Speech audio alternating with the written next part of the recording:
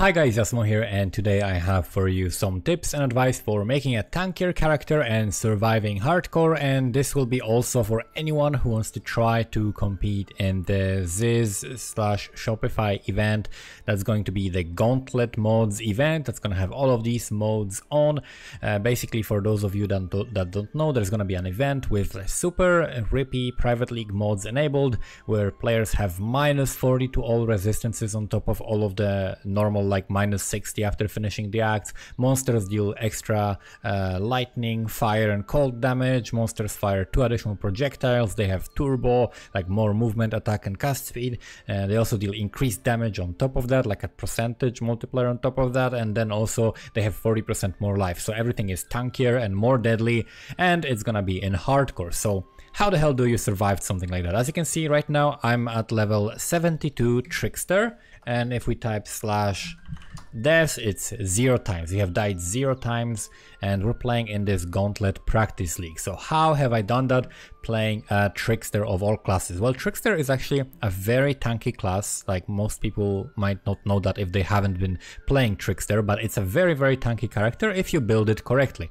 And there are some things that you can do to do that, but I'm gonna basically divide this video into 2 parts. One is gonna talk about little tips and tricks, which is what I'm gonna talk about first, I guess, and then second part is like the fundamentals of making a tanky character.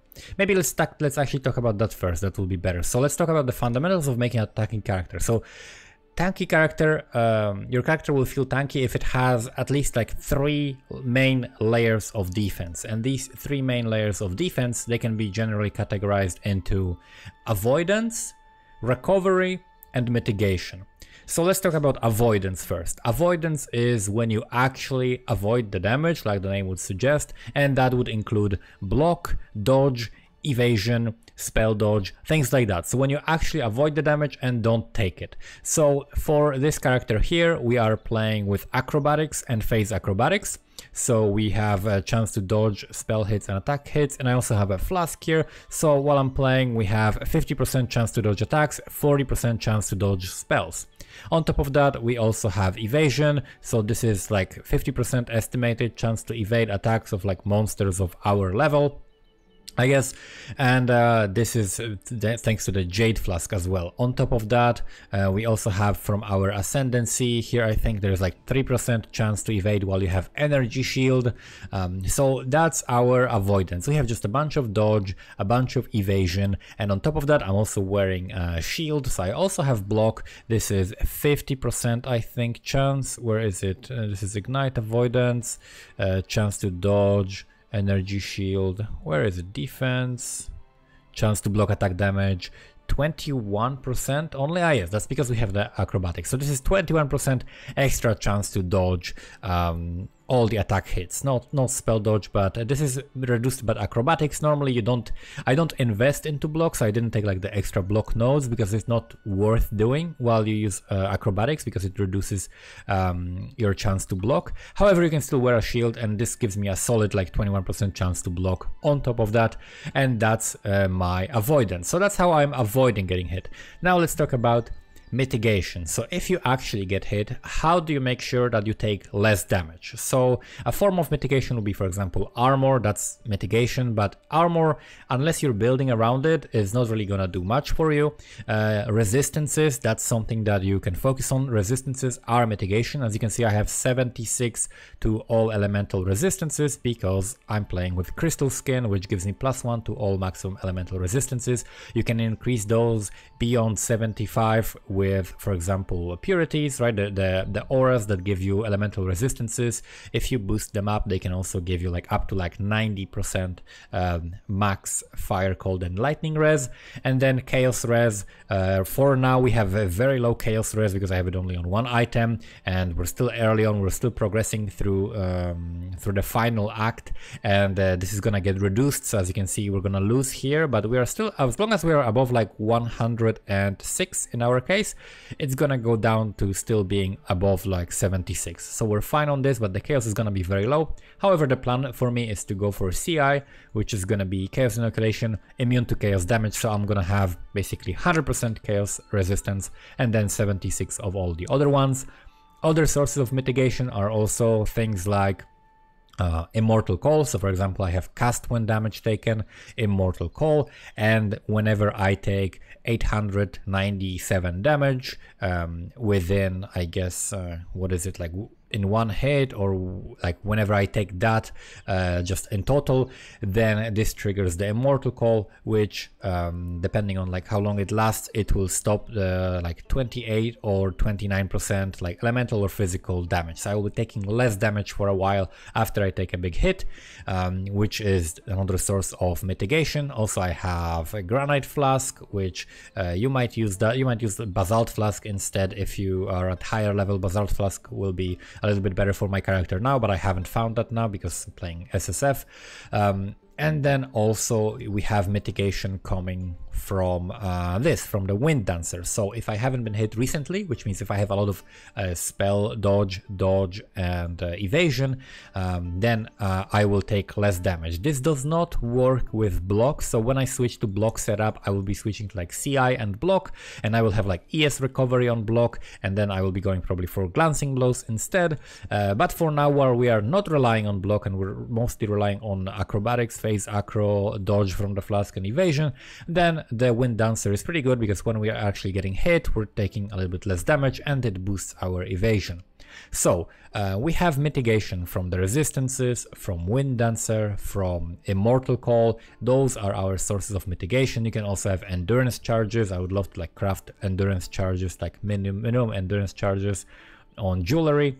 So that's mitigation. What do we have for recovery, which is the third layer of defense? For recovery, we have vitality, which is gives us a regen. So regen is really good for recovery because it doesn't depend on you hitting anything. Regen is great. We also have here ghost shrouds. Actually, ghost dance gives you like all three layers of defense, right? It gives you avoidance, chance to evade. It gives you reduced damage taken per ghost shroud. So if we get hit and we have ghost shroud, we'd actually take less damage. And then it has recovery. Whenever you hit, you lose a ghost shroud and you recover energy shield equal to 4% of your evasion rating. So if you have a lot of evasion and a lot of energy shield, you're gonna recover a bunch of that. So that is very, very good defensively. Ghost dance is really amazing defensively, and if you're playing hardcore, maybe you want to invest into that early. It will also give you some extra movement speed. You just have to make sure that you have some energy shield, right?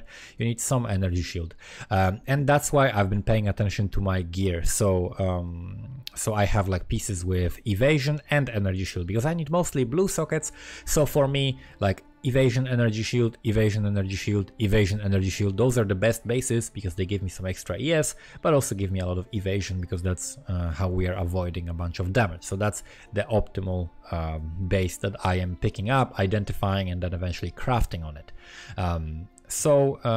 Another source of recovery is of course a flask. So for a flask, you want to make sure that you upgrade it to whatever level you're at, the highest level you can have, within reason. Of course, you don't need to upgrade like every single tier, but like every few levels, every now and then you need to upgrade it, and you need to make sure that you have something good on it, like for example instant recovery, or maybe at least instant recovery when on low life, or half of the recovery is instant. One of those. Make sure that you can recover a little bit of your life when you are low very quickly. And then for example, immunity to bleeding. I recommend getting immunity to bleeding from like level 36, let's say. If you're playing hardcore, it's definitely worth doing Einhar missions early on, at least like complete it one time, kill a couple of beasts, and make sure that you're gonna have beasts to craft the flask. And then you roll, let's say, instant or whatever good prefix you can on, I think it's Sacred Flask from level 36. That's around the level that you'd be entering Belly of the Beast in Act 4. And you craft on it in the Menagerie Staunching. So if you didn't know, you can go to your Menagerie and you can craft a flask. So you put a flask, make sure you just have another flask for fighting the beasts. You put a flask and then you can craft of heat, dowsing, staunching, running, curing, or warding. So of heat is removing the freeze and chill, dowsing is removing ignite, staunching is against bleed, grounding is against shock, curing is against poison, and warding is against curses. so you can craft anything you want. All you need is to have an empty suffix on the flask so that you can put that on. So you can, for example, roll for like an instant flask or more duration or whatever else you want, or like reduce charges used, and then put that suffix on it. So now when it comes to tips for surviving hardcore in this mode. So right as you start playing, you're gonna notice that it's gonna be extremely difficult, especially like if you're playing in this league, in this Gauntlet challenge. But there are some tricks that you can do to make your character more tanky. Like for example, from level 12, you'll be able to craft resistances on your gear. So from level 12, which is, for example, you can do it before Merveil, you can hit level 12 right before Merveil, and then you can craft a bunch of cold resistances on your gear. But then you might be saying, okay, what if I don't have an empty suffix, right? I don't have that many transmutations and alks or essences to use my gear and then hope I have an empty suffix. You actually don't need an empty suffix on a magic item. You can also craft on a normal item. Many people don't know this, but you can just grab a normal item, like let's say leather belt. Let's say you found early on leather belt, it has 39 to max life, which is very good. So something like that before Merveil, you'd basically take it, grab cold res and slap cold res on it, craft it, and there you go, you have a leather belt of craft. Now it turned magic and it has cold resistance. And if you have spare augmentations, which you might not want to be using augmentations too early because you might need it for like movement speed craft, which costs 3 augmentations. But if you already have movement speed, you can do this. And also, okay, there we go, elemental damage with attack skills. If that's useful to you, that's cool. If not, then you can later regal that, and that's it basically. But you can always like guarantee that you can craft on something. You can just like buy items from vendor and craft on them. This craft costs 1 transmutation, and it's from level 12, the basic resists. And then also you can craft life, which also costs 1 alteration, and it's also from level 12. If you don't have currency, you don't know how to get currency early on, and you're struggling for transmutes, you're not finding them, what you do is early on, you go to Rogue Harbor, and as usual, you abuse the league mechanic. So how can you abuse this league mechanic early on? Basically, you're gonna get level 2 quest from Kurai. So if you talk to Kurai, take contract. This is a level 2 contract, okay? And then you go to this guy, you do this, you open your contract, you go in just like you normally would. And then this contract is level 2. So let's say if you're like level 5 or 8, whatever, before, let's say maybe before Brutus, I do this like before Brutus. You can go here, open some boxes, pick up all these magic items, pick up all the rare items, pick up all the currency that you might randomly find. This is, for example, a chromatic. Whatever items you're missing, you can find here. You can find a unique item. This is actually unique rank drops all the time. And then what you do, you don't finish it. You never grab the target and return it. You actually just walk out of it. Whenever you like got your pockets full of items, you just walk out of this. Now they're not contraband, so you can identify or not identify them, sell them. That's what you would normally do. You just go here, sell items. You identify them. If you see something good, like a triple res with some life, that's cool. Maybe you want like more life with cold res. Whatever is good for you, you keep. You sell the rest. You grab these items, and then what you do is go to Kurai again, and because you didn't complete this contract, you can continue doing it over and over again. So you can continue running that contract until you get as many alteration, augmentation, chromatics as you want. Get the gear that you want, and that will help you a lot. Other than that, make sure that you take advantage of all the skills your character has access to. Many people don't know that there is from a very early levels, it's like right after Brutus, I think, available Vitality. Early on, spending the transmute, which you can guarantee from these contracts, on Vitality is super important. It will give you so much early regen. A lot of the time you won't even need to use the flask because you'll just keep regenning like so much life. Early on, it's a very, very strong thing. Ranger gets it, Shadow gets it, like most characters get a vitality very early on, so you can take advantage of that. I'm also going Cold Dot, so I'm also taking advantage of Siphoning Trap. Siphoning Trap regenerates a ton of life and mana when I drop it in between a lot of monsters, and I can just tank crazy damage. Like on the Weaver, I can sit in between like billion monsters, and as long as I avoid the Weaver one-shot, I can just tank everything forever with Vitality and with Siphoning Trap, so you can just tank a lot of damage. Make sure that you take advantage of all the gems, just look through them, look through all of them, see what's available and see what you can take advantage of. Other than that, make sure that you get rings early on with resistances. So 2 stone rings whenever you get to Act 3, I guess, usually, because it depends on your level. Vendors will start selling 2 stone rings, and I would be on the lookout for 2 stone rings that have like a good roll, at least 15 or 16 to the max res. Especially if it has 16, I would buy it and then make sure that if I have a spare alchemy or something like that, I toss it on it, and then maybe it has like a suffix or a prefix that I can craft more res and life, and that will give you better results. Because if you have prefix that has like 16 res on it, then that will be 16 times 2 is 32. That's better than like just 30 res items. So these are usually better than the single resist, and also makes your resist a little bit more balanced. So make sure you put resist on all of your gear. If you can start getting like a lot of transmutations and alterations that you don't need to spend on anything else, I definitely recommend like rolling your item until you have like 1 good res or 1 good life as a prefix or a suffix, and then craft the other thing. Or if you have regals, roll for 2 good mods like life or res, then regal and craft another res on it. That's gonna give you really good items, and keep identifying items that are the right amount of links and sockets or potential socket colors for you, and the right base. So if you're playing like an armor based character, make sure that you pick up items like this that have armor. If you're playing a character like I'm playing, like a Shadow, and you're gonna need some energy shield and evasion, this is the type of an item you wanna pick up.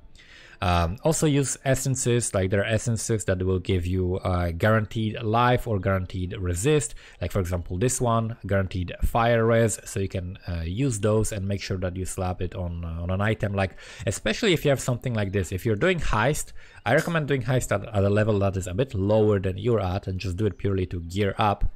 Once your character is very strong, then you can maybe do it for XP. But look for items that have good fracture mods. Like there are some mods like this one, for example, that has fire resist that is fracture. So all I need to do is roll 1 good other stat on this and then craft the other one. So it's like 3 good stats on a good base as well. For example, I could like, for example, also put like an essence that guarantees a cold res on it. And then if I also roll life, then I craft lightning res or something on it, and it's like insane belt, right?